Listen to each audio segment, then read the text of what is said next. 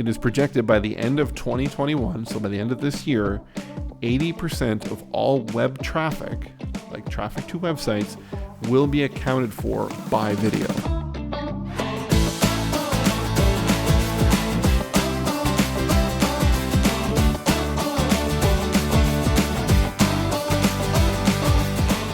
Break the news. Oh, this is Jody's last episode. Wah, wah, wah. She is leaving the podcast for greener pastures. Yeah, I guess I didn't give her enough spotlight. She was trying to leave, so let's everybody have a moment of silence. I'm not dying. Oh, okay. It seems like it. Okay, let's get serious. Okay, serious. We know that this is the time of year that everybody does this. They look at like, what's coming up next year? What do I need to focus on? And most people don't ever focus on it. But they go through the whole process, right? So, which was interesting is looking at some of the trends that are coming out. They were very similar to ones that were last year and the year before. But the reason for it is becoming more obvious, at least in the ones that I have on my list, which again, like the Christmas episode, I'm not sharing with you until our audience hears it. Secrets. Yes, and I'm the overachiever. I have 7 and you have 5. I have 4. 4. Yes. I gave you a bonus one. Yeah, I should have just lied. Hey. Okay. So what to pay attention to for 2022 in your business? Do you want me to go first since I have an abundance of inventory here? Yes. However, I'm going to be very sad if you steal one of mine. Okay. They're in no particular order, again, because that's how I roll. Lame. Number 1 on my list is personalization.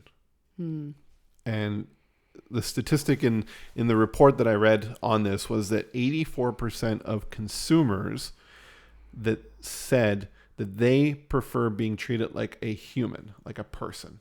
And that's the number 1 reason for them choosing a business to work with. So if you have methods in place to know the customers that are coming into your store, learn their names, get your staff to start to recognize that kind of stuff, or know what they're interested in. If you're in a digital method, having a history of what they've bought, or even keeping track of notes from your last call so you can follow up. So if they mentioned anything like a life event that had happened in one of your consults, they were just talking about it when you guys were chatting, make note of that. So the next time you call, you can check in, like, how's that going? And those type of things. It's humanizing people. And it's going to be more and more relevant now as we've gone through a pandemic where everybody has been isolated and we're just like hungry for this personal contact. So now bring personalization out in your marketing and you will have a competitive advantage. And I think in relation to that too, this whole movement towards supporting local and supporting small businesses, people are only satisfied with that if you treat them like you are a small business, right? Like there's no reason that you shouldn't be able to personalize some content and have a real genuine connection with people as a small business. Yeah, absolutely. What's your thing to pay attention to? My very first one is podcasting. I don't have that. No, really. Is that the one you thought? I totally thought you were going to have it. So there are a couple of statistics I have. So 114 million Americans listen to podcasts on a monthly basis, which, quick math, that's about 40% of the population. Okay. Ages 12 and older. And on top of that, 80 million Americans listen to podcasts weekly. So it's definitely becoming a very popular form of content just because of the convenience aspect, right? Like you're driving to work, you're working out, you're cleaning your house. At any point, I know I put on podcasts, right? So it's definitely something that you need to really genuinely consider if it's worth it for you as a business owner, and also pick a topic that isn't necessarily niche, but is very relevant to your audience, your target audience, but also entertaining and interesting, and it should show your personality too. Show your personality and valuable to people. Like they should be getting something from it, even if it is just entertainment, right? Perfect. I love it. I love it. And a lot of the smart TVs and devices have podcast apps built into them, so you can listen to them very easily. So it's becoming very, very mainstream, right? So how long till we have like full internet in our vehicles and have like podcast apps built into the car? Yeah. Like it's gonna come. My next thing to be aware of or on your radar has been SEO trends. So search engine optimization, it's been around for a long time. People, make your blogs SEO friendly and all that kind of stuff. As of this morning, we just met with a client who was running, a pretty hefty budget with Google on ads for their e-commerce store on a very borderline category. So they're selling fireworks, which Google says explosives are no. But there's a lot of other competitors that are still running ads. Mm-hmm. So we got that approved a year ago. And then as of November, Google's like, no, you're done. Yeah. And shut it off. So their site didn't have any SEO juice, so to speak, for coming up organically. So very important to look at getting your website SEO friendly and optimized first. Mm-hmm. The best analogy around that is, let's say building a house. I mean, you can go into a house that looks beautiful and everything. The finishes look good, but are the walls structured properly? Mm-hmm. Is it going to stand up when, it gets windy? That type of thing. That's what SEO is in your website and anything. But more importantly, which was the really interesting thing, we're coming up in voice search. So think about like you've got your Alexas and your Google devices and you say, hey, Google, tell me how to do this. And she will say, or he will say, if you change the name, here's what I found on the web. And it will give you 3 articles. Yeah. Right?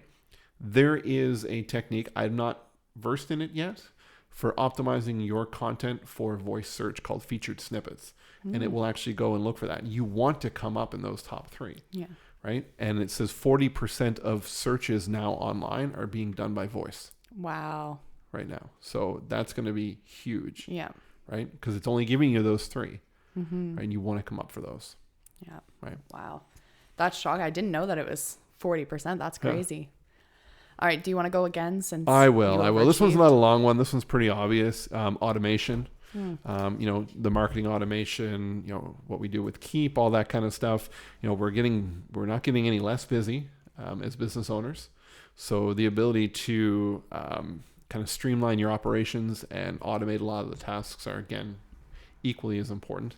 Mm-hmm. But there's a lot more automation abilities that are coming out that weren't there a year ago. Mm-hmm. Right? I think this pandemic has been a great thing for technology to fast pace itself into new features and functions. So keep that on your radar. If you're doing stuff that you absolutely hate, like we said in our previous episode, a couple ones back, it's one of your debts that you're doing, right? In your productivity, automate that if you can. Mm-hmm. Yeah. Okay. So my next one is one that I think will forever stand as a trend, which is just the fact that people still trump brands. Nobody follows an Instagram page solely for the brand. It's for either the personality or design or literally anything, information, education. It's not following the brand. They're following the people behind the brand, right? Mm-hmm. Because that's what makes it up. And, you can also consider this in your marketing, not only just, trying to showcase yourself as a business owner, and also your employees having their faces on your social media pages and in your marketing. But you can also look at influencer marketing. Mm-hmm. And I know that's kind of been a bit of a buzzword and people might roll their eyes because they're thinking of, like TikTok dancers and holding up cheesy products and people rolling their eyes. Influencer marketing. Oh, well, look at that. Yeah. So, whether that be influencer marketing, it can be affiliate marketing, or, even just taking that first step and starting to get some more, like, humanize your brand, get some more faces on your social media pages and in your marketing. Mm-hmm.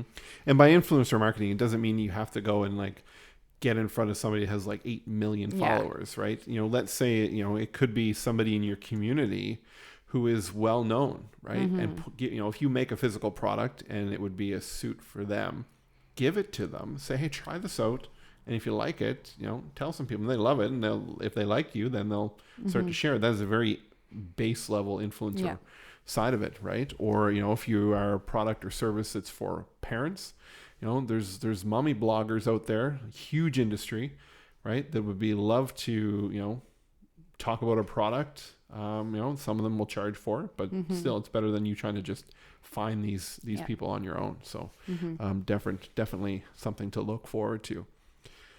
My next one is shouldn't be. It's pretty obvious when I say it, and knowing my industry, it's probably pretty obvious. I picked this one is video, right? The amount of video that is increasing exponentially day over day online.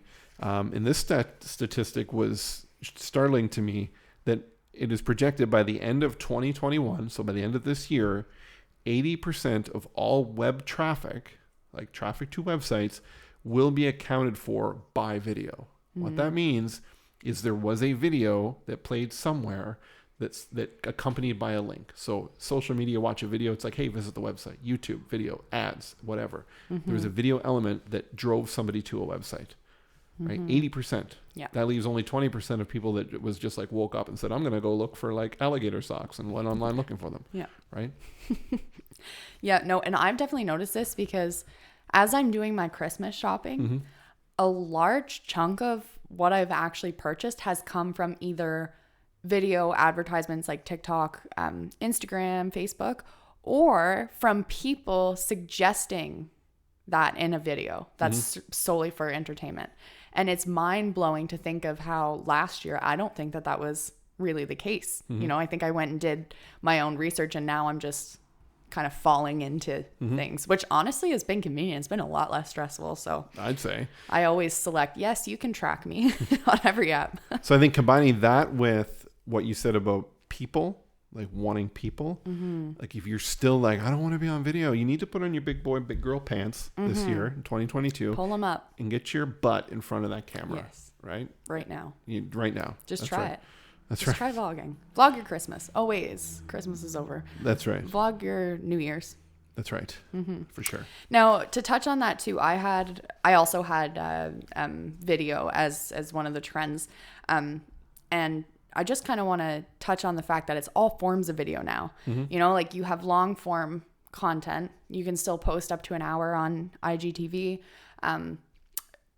TikTok has recently expanded to 3 minutes, which is, huge considering it used to be, like some mostly 15-second videos. Yep. And then on top of that, the head of Instagram, so his name is Adam Mosseri. I don't know his how to pronounce that. Adam, if you're listening, please email us and let us know how to pronounce your name. Yeah, exactly. I kind of said it there with like a little French came out. That's right.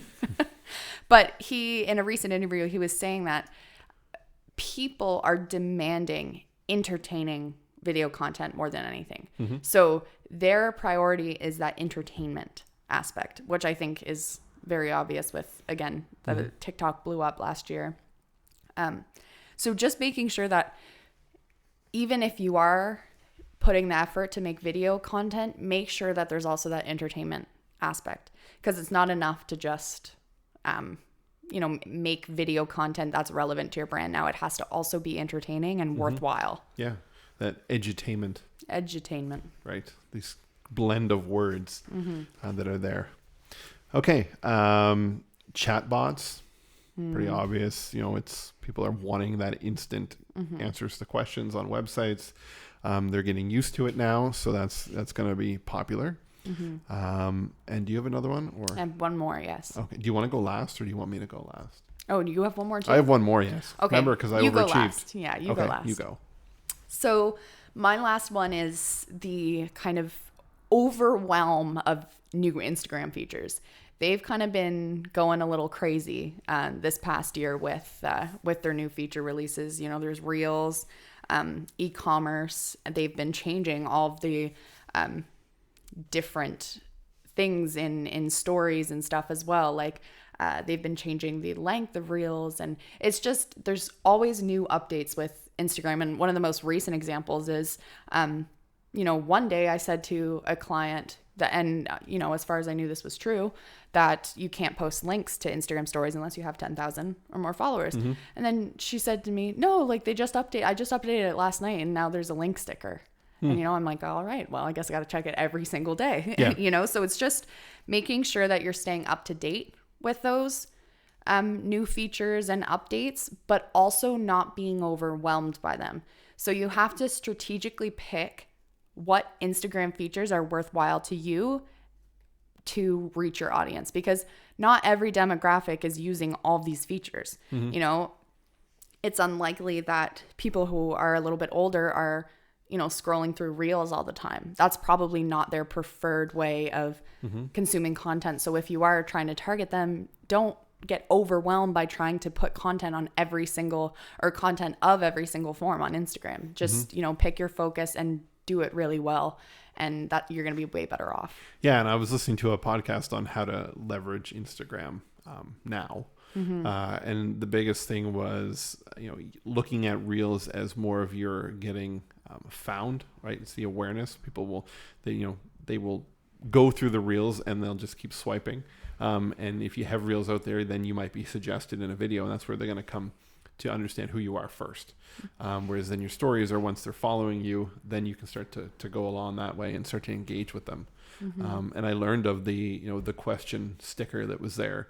And you can get people to actually tell you answers, and you can reply back to them in the replies, right? Or the yes, no, hey, I got this free video, would you like it? And they click yes. You can bring up all the yeses, and you can DM them with the link to it after, which was really cool to leverage that. So mine is an Instagram feature as well. Oh. And it is shoppable posts. And that's the feature where, if you're in a product type business, you can do a post that is linked to the product, and the ability for people to buy that product within the app without leaving Instagram, right? Being able to have it linked to a commerce account so they can buy it, check out there, and continue on is going to be something you're going to see more of happening. Yeah. So those are some, just a few things to look forward to next year. And good, don't get overwhelmed. I was going to say good luck, but that too. Yeah, but there's so much, and you just need to be a student of everything, and just take it as it comes. And if there's something that disappears, oh well, it's not there anymore, right? And there's something new, right? Try it out. What is this sticker? Click on it.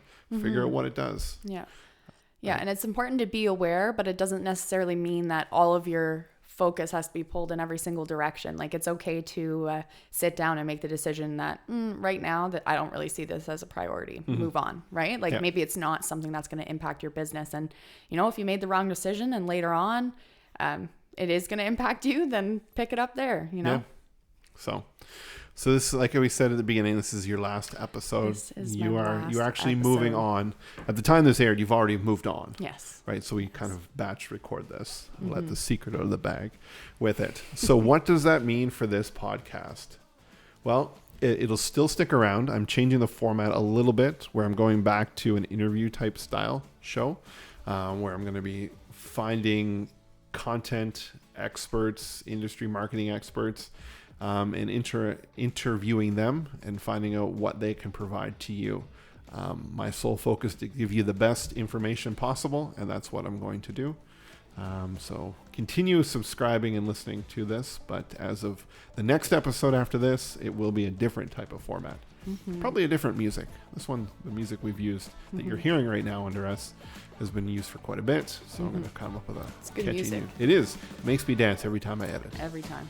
So anything you want to say to anyone who's been listening to you for the last 6 months? Well, I just thank you for listening. It's been a blast. I fell in love with podcasting now. So thank you, Sean. I'm sure you'll launch your own very soon. We'll see.